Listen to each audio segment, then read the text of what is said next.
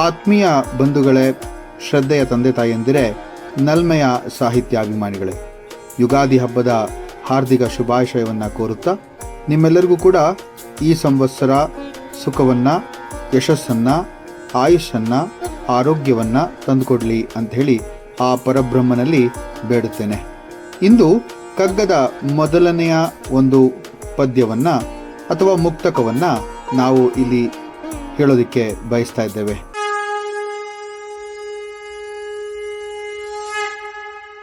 ಶ್ರೀ ವಿಷ್ಣು ವಿಶ್ವಾದಿ ಮೂಲ ಮಾಯಾಲೋಲ ದೇವ ಸರ್ವೇಶ ಪರಬೊಮ್ಮನೆಂದು ಜನಂ ಆವುದನು ಕಾಣದೊಡಮಳ್ತಿಯಿಂ ನಂಬಿಹುದೋ ಆ ವಿಚಿತ್ರಕ್ಕೆ ನಮಿಸೋ ಮಂಕುತಿಮ್ಮ.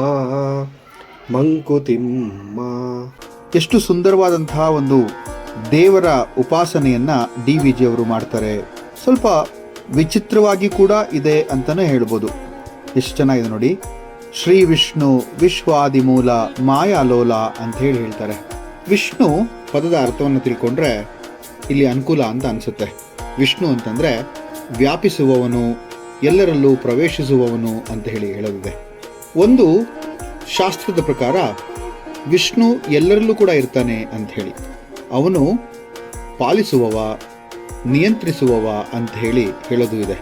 ಈ ಜಗತ್ತನ್ನು ನಿಮಗೆಲ್ಲರಿಗೂ ಗೊತ್ತಿರೋ ಹಾಗೆ 3 ದೈವ ಅಂತಂದ್ರೆ ತ್ರಿದೈವ ಅಥವಾ ತ್ರಿಮೂರ್ತಿಗಳು ಕಾಯ್ತಾ ಇದ್ದಾರೆ ಅಂತ ಹೇಳಿ. ಅದು ಬ್ರಹ್ಮ, ವಿಷ್ಣು ಮತ್ತು ಮಹೇಶ್ವರ. ಬ್ರಹ್ಮ ಸೃಷ್ಟಿಕರ್ತನಾದರೆ ವಿಷ್ಣು ಸ್ಥಿತಕರ್ತ, ಹಾಗೆ ಶಿವ ಲಯಕರ್ತ. Brahma creator, Vishnu protector, Shiva destroyer ಅಂತ ಹೇಳೋದಿದೆ. ಇಲ್ಲಿ ಸ್ವಲ್ಪ ಆ ವಿಷ್ಣುವಿನ ಬಗ್ಗೆ ಒಂಚೂರು ತಿಳಿಯೋಣ. ಯಾಕೆಂತಂದ್ರೆ ಶ್ರೀ ವಿಷ್ಣು ವಿಶ್ವಾದಿ ಮೂಲ ಮಾಯಾಲೋಲ ಅಂತ ಹೇಳ್ತಾರೆ DVG ಅವರು.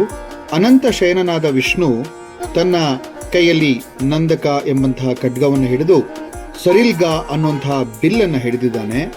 ಅವನು ನಿಮಗೆ ಗೊತ್ತಿರೋ ತರಹ ಚತುರ್ಭುಜ. ತನ್ನ ಒಂದು ಶಾರೀರಿಕವಾದಂತಹ ಒಂದು ಪ್ರಬುದ್ಧತೆಯನ್ನ ದೈವಿಕರು ಅದನ್ನ ಒಂದೊಂದು ರೀತಿಯಲ್ಲಿ ಹೇಳ್ತಾ ಹೋಗ್ತಾರೆ. ನಂದಕ ಎಂಬಂತಹ ಖಡ್ಗವನ್ನ ವಿದ್ಯೆಯ ರೂಪ, ಬಿಲ್ಲನ್ನ ಕಾಸ್ಮಿಕ್ ಇಂದ್ರಿಯಗಳು ಅಥವಾ ಅತಿಶಯವಾದಂತಹ ಒಂದು ಇಂದ್ರಿಯಗಳು ಅಂತ ಹೇಳಿ ಅಲ್ಲಿಗೆ ಹೋಲಿಸ್ತಾ ಹೋಗ್ತಾರೆ. ಇಲ್ಲಿ ಬ್ರಹ್ಮನ ಬಗ್ಗೆ ಮಾತನಾಡೋದಾದ್ರೆ ಬ್ರಹ್ಮ ಜಡಜ ಅಂತ ಕರೀತಾರೆ. ಜಡಜ ಅಂತಂದ್ರೆ ಕಮಲ, ನಿಮ್ಗೆ ಗೊತ್ತಿರಬೇಕು. ಜಡ ಅಂದ್ರೆ ಕೆಸರು, ಕೆಸರಿನಲ್ಲಿ ಹುಟ್ಟಿದ್ದು ಕಮಲ, ಆ ಕಮಲದಲ್ಲಿ ಹುಟ್ಟಿದವನು ಬ್ರಹ್ಮ ಅಂತ ಹೇಳಿ. ಬ್ರಹ್ಮ ಗುಣತ್ರಯಾತೀತ.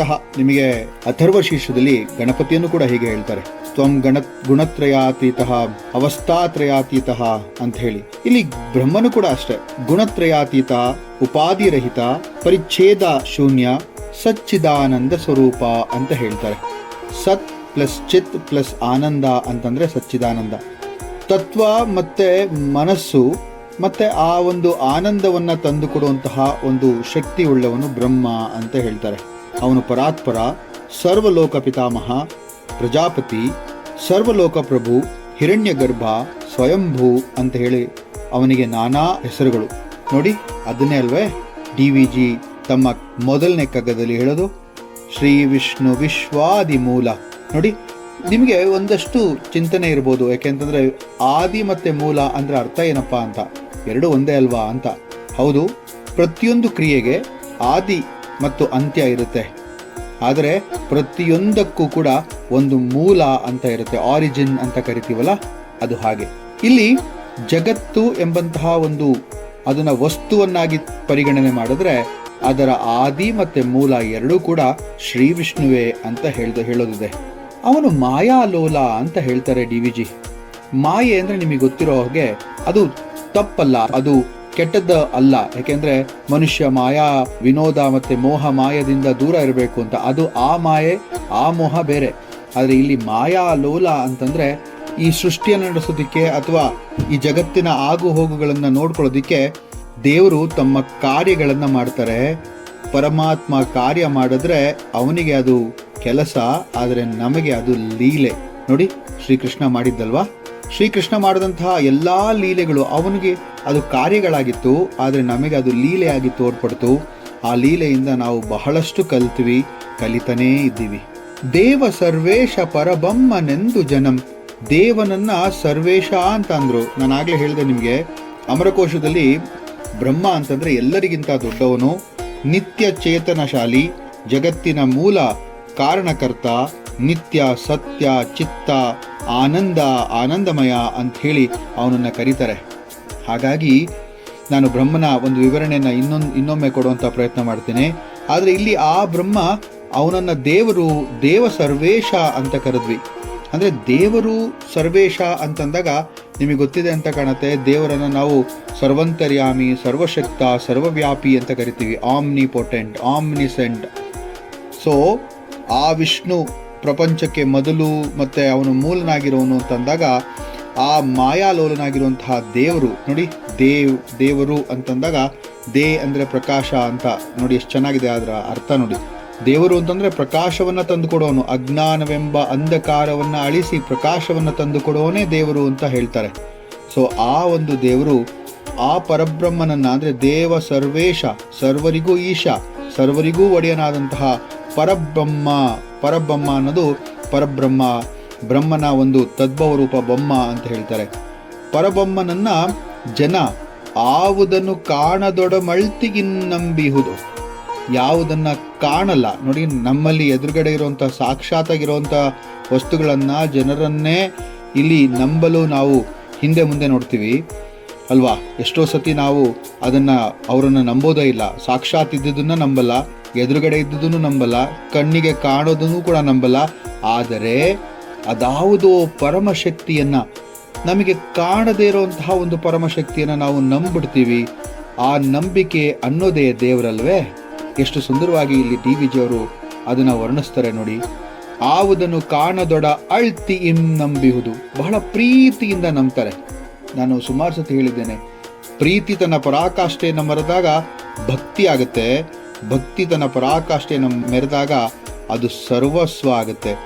ಅದಕ್ಕೋಸ್ಕರ ದೇವರನ್ನ ನಾವು ಅಷ್ಟು ಸುಂದರವಾಗಿ ನಂಬುವಂತಹ ಪ್ರಯತ್ನವನ್ನು ಮಾಡ್ತೇವೆ. ನಾವು ನಂಬು ಬಿಡ್ತೀವಿ.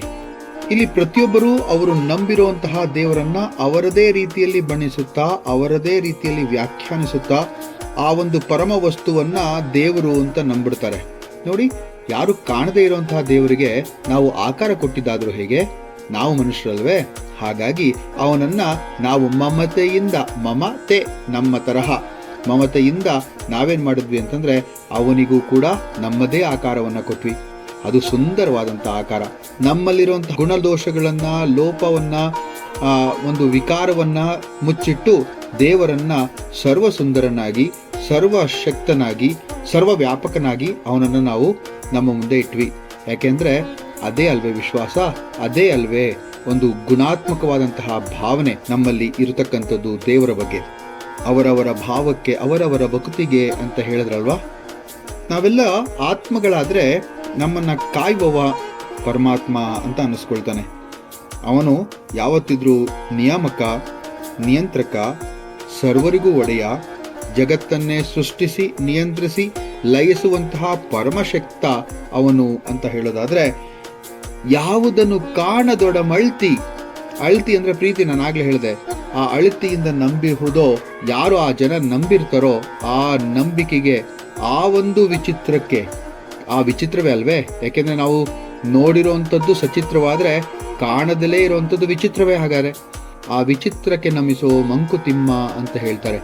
ಅಂದ್ರೆ ವಿವಿಧ ನಾಮಾವಳಿಗಳಿಂದ ನೋಡಿ, ಎಷ್ಟೊಂದು ಹೆಸರು ಅಲ್ವಾ. ದೇವನೊಬ್ಬ ನಾಮ ಹಲವು ಅಂತ ನಾವು ಹೇಳೋದಿದೆಯಲ್ಲ, ಎಷ್ಟೊಂದು ಹೆಸರುಗಳಿದ್ರೂ ಕೂಡ ಆ ಒಂದು ವಿವಿಧ ನಾಮಾವಳಿಗಳಿಂದ ಜನರು ಯಾವುದನ್ನ ಕಾಣದಿದ್ರೂ ಕೂಡ ಪ್ರೀತಿಯಿಂದ ನಂಬ್ತಾರೋ ಆ ವಿಚಿತ್ರಕ್ಕೆ ನಮಿಸೋ ಮಂಕುತಿಮ್ಮ ಅಂತ ಹೇಳಿ DVG ಅವರು ನಮಗೆ ಹೇಳ್ತಾ ಇದ್ದಾರೆ.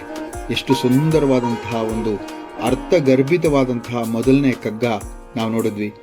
ಇನ್ನು ಮುಂದಿನ ಕಗ್ಗದೊಂದಿಗೆ ಮತ್ತೆ ಭೇಟಿ ಆಗ್ತೇನೆ. ನಮಸ್ಕಾರಗಳು.